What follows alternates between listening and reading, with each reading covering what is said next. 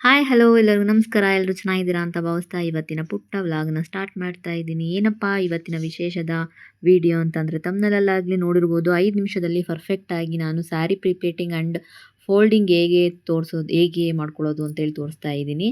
ನೀವು ಎಲ್ಲೂ ಸ್ಕಿಪ್ ಮಾಡದೆ ವಿಡಿಯೋ ನೋಡಿದ್ರೆ ನಿಮಗೆ ಸರಿಯಾಗಿ ಅರ್ಥ ಆಗುತ್ತೆ.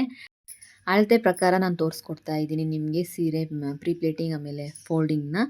ಹಾಗಾಗಿ ಎಲ್ಲೂ ಸ್ಕಿಪ್ ಮಾಡದೆ ನೋಡಿ ಅಂತ ಹೇಳ್ತೀನಿ.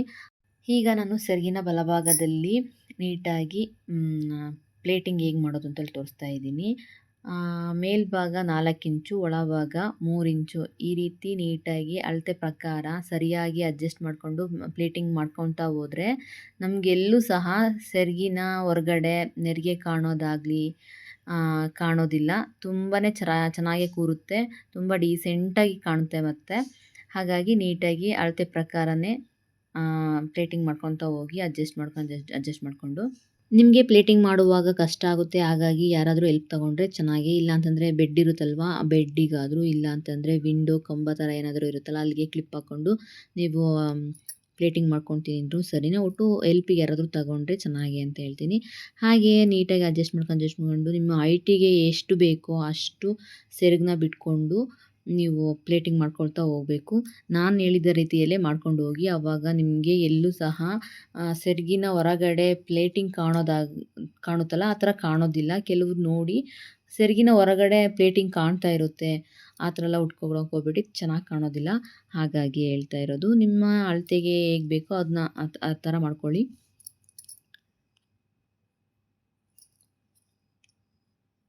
ಹಾಗೆಯೇ ಸ್ಯಾರಿನ ಐರನ್ ಮಾಡಬೇಕಾದ್ರೆ ನೋಡಿಕೊಂಡು ಮಾಡ್ಕೊಳ್ಳಿ. ನಾನು ಎಲ್ಲಾದರೂ ಸುಟ್ಬಿಡುತ್ತೆ ಅಂತ ಹೇಳ್ಬಿಟ್ಟು ಬೇರೆ ಬಟ್ಟೆಗೆ ಸ್ವಲ್ಪ ಚೆಕ್ ಮಾಡಿ ಆಮೇಲೆ ಸ್ಯಾರಿಗೆ ಐರನ್ ಮಾಡ್ತಾಯಿದ್ದೀನಿ. ನನಗೆ ಒಂದು ಸಲ ಆಗಲೇ ಸುಟ್ಕೊಂಡ್ಬಿಟ್ಟಿದ್ದೀನಿ. ಹಾಗಾಗಿ ನಾನು ಈ ಥರ ಮಾಡ್ಕೊತೀನಿ ಯಾವಾಗಲೂ ಐರನ್ ಮಾಡ್ಕೊಳ್ಬೇಕಾದ್ರೆ.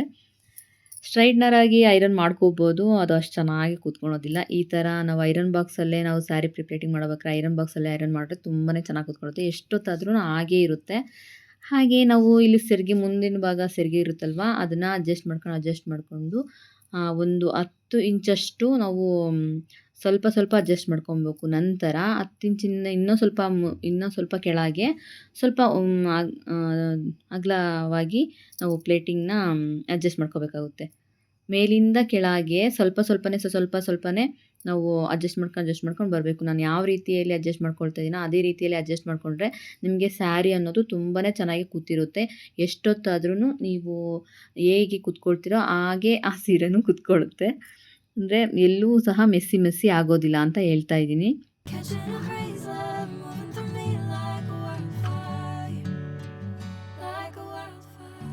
ಸೆರಗನ್ನ ಯಾವ ಭುಜಕ್ಕೆ ಹಾಕ್ಕೊಳ್ತೀರೋ ಆ ಭುಜಕ್ಕೆ ಸ್ಯಾರಿ ಹಾಕ್ಕೊಂಡ್ರೆ ನಿಮಗೆ ಸೆಂಟ್ರ್ ಪ್ಲೇಟ್ ಹೇಗೆ ಮಾಡ್ಕೊಳೋದು ಅಂತ ಐಡಿಯಾ ಸಿಗುತ್ತೆ.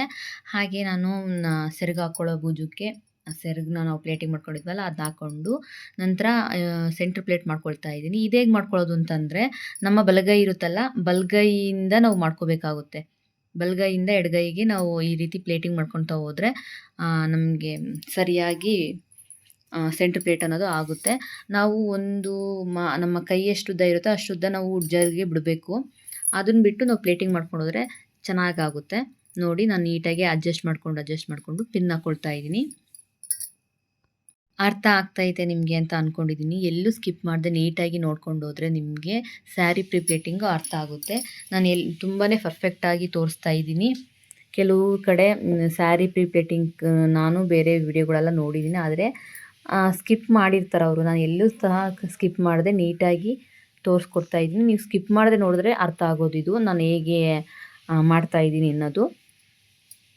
ಸೆಂಟ್ರ್ ಪ್ಲೇಟು ನೀಟಾಗಿ ನಾನು ಮಾಡಿಕೊಂಡೆ. ಅಡ್ಜಸ್ಟ್ ಮಾಡಿಕೊಂಡು ಪಿನ್ನು ಹಾಕ್ಕೋಬೇಕು. ಏಕೆ ಅಂತಂದರೆ ಆ ಕಡೆ ಈ ಕಡೆ ನೆರಿಗೆ ಸರಿದಾಡುತ್ತಲ್ವ, ಹಾಗಾಗಿ ನಾವು ಪಿನ್ ಹಾಕ್ಕೋಬೇಕು. ಸೆಂಟ್ರಿಗೊಂದು ಪಿನ್ ಹಾಕ್ಕೋಬೇಕು, ಕೆಳಗೊಂದು ಪಿನ್ ಹಾಕ್ಕೋಬೇಕು. ನಾನು ನೀಟಾಗಿ ಅಡ್ಜಸ್ಟ್ ಮಾಡ್ಕೊಂಡು ಪಿನ್ ಹಾಕ್ಕೊಳ್ತಾ ಇದ್ದೀನಿ.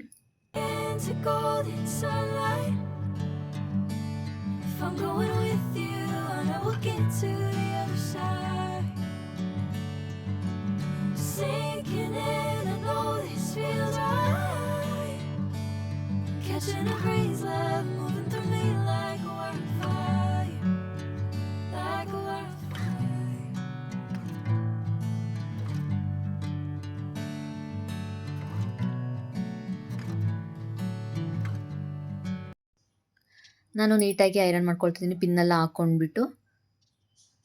ನಂತರ ನಾವು ಸೀರೆನ ನಾವು ಯಾವ ಥರ ನಾವು ಐರನ್ ಮಾಡ್ಕೊಂಡಿರ್ತೀವೋ ಸೀದಾ ನೆರಿಗೆ ಮಾಡ್ಕೊಂಡಿರ್ತೀವಿ. ಈಗ ಉಲ್ಟಾ ಮಾಡ್ಕೋಬೇಕು. ಉಲ್ಟಾ ಮಾಡ್ಕೊಂಡಿದ್ದ ನಂತರ ನಾವು ಸೆರಗು ಸಹ ಉಲ್ಟಾ ಮಾಡ್ಕೋಬೇಕು. ನಾನು ಉಲ್ಟಾ ಮಾಡ್ಕೊಳುವಾಗ ಉಡ್ಜರ್ಗ್ ಇರುತ್ತಲ್ಲ ಅದನ್ನ ಮರ್ಚ್ಕೊಂಡಿದ್ದೆ. ಇದನ್ನು ನೀಟಾಗಿ ತಕ್ಕೊಂಡ್ಬಿಟ್ಟು ನಾವು ಒಂದು ಸ್ವಲ್ಪ ಸೆಂಟರ್ ಪ್ಲೇಟಿಗೆ ನೀಟಾಗಿ ಅಡ್ಜಸ್ಟ್ ಮಾಡಿಕೊಂಡು ಮರ್ಚ್ಕೋಬೇಕಾಗುತ್ತೆ ಸ್ಯಾರಿನ. ಉಡ್ಜರ್ಗನ್ನ ನೋಡಿ ನಾನು ಯಾವ ರೀತಿ ಮರ್ಚ್ಕೊಳ್ತಾ ಇದ್ದೀನೋ ಅದೇ ರೀತಿ ಮರ್ಚ್ಕೊಳ್ಳಿ. ನಂತರ ಸೆರಗಿಂದ ಇದನ್ನು ಸಹ ಅಡ್ಜಸ್ಟ್ ಮಾಡಿಕೊಂಡು ಮರ್ಚ್ಕೋಬೇಕು. ನೋಡಿ ಇದೇ ರೀತಿ ನಾನು ಹೇಗೆ ತೋರಿಸ್ತಾ ಇದ್ದೀನೋ ಇದೇ ರೀತಿಯಲ್ಲಿ ನೀವು ಮರ್ಚ್ಕೊಂಡು ಹೋದರೆ ನಿಮ್ಮ ಪ್ರೀ ಪ್ಲೇಟಿಂಗ್ ಅನ್ನೋದು ತುಂಬಾ ಚೆನ್ನಾಗಿ ಬರುತ್ತೆ. ನೋಡಿ ಇದೇ ರೀತಿಯಲ್ಲಿ ಮರ್ಚ್ಕೊಳ್ಳಿ. ನಾನು ತೋರಿಸಿದ ರೀತಿಯಲ್ಲೇ ನೀವು ಮರ್ಚ್ಕೊಂಡು ಹೋದರೆ ಎಲ್ಲಿ ಸಹ ಮೆಸ್ಸಿ ಅನಿಸೋದಿಲ್ಲ. ಪ್ರೀ ಪ್ಲೇಟಿಂಗು ತುಂಬಾ ಚೆನ್ನಾಗಿ ಕೂತಿರುತ್ತೆ. ಎಷ್ಟೊತ್ತಾದರೂ ಹೀಗೆ ಇರುತ್ತೆ. ನೋಡಿ ಇದೇ ರೀತಿಯಲ್ಲಿ ನೀವು ಪ್ರೀ ಪ್ಲೇಟಿಂಗ್ ಮಾಡ್ಕೊಳ್ಳಿ. ಇದೇ ರೀತಿಯಲ್ಲಿ ಸ್ಯಾರಿ ಫೋಲ್ಡಿಂಗ್ ಮಾಡ್ಕೊಳ್ಳಿ ಅಂತ ಹೇಳ್ತಾ ಇವತ್ತಿನ ವ್ಲಾಗ್ನ ಇಲ್ಲಿಗೆ ಎಂಡ್ ಮಾಡ್ತೀನಿ. ಇಷ್ಟ ಆದರೆ ಪ್ಲೀಸ್ ಸಬ್ಸ್ಕ್ರೈಬ್ ಮಾಡಿ, ಲೈಕ್ ಮಾಡಿ, ಶೇರ್ ಮಾಡಿ, ಕಮೆಂಟ್ ಮಾಡಿ ಅಂತ ಹೇಳ್ತಾ ಇವತ್ತಿನ ವ್ಲಾಗ್ನ ಇಲ್ಲಿಗೆ ಎಂಡ್ ಮಾಡ್ತೀನಿ. Thank you for watching. ನೋಡಿ ಎಷ್ಟು ಚೆನ್ನಾಗಾಗಿದೆ ಅಲ್ಲ ಸ್ಯಾರಿ ಪ್ರೀ ಪ್ಲೇಟಿಂಗ್.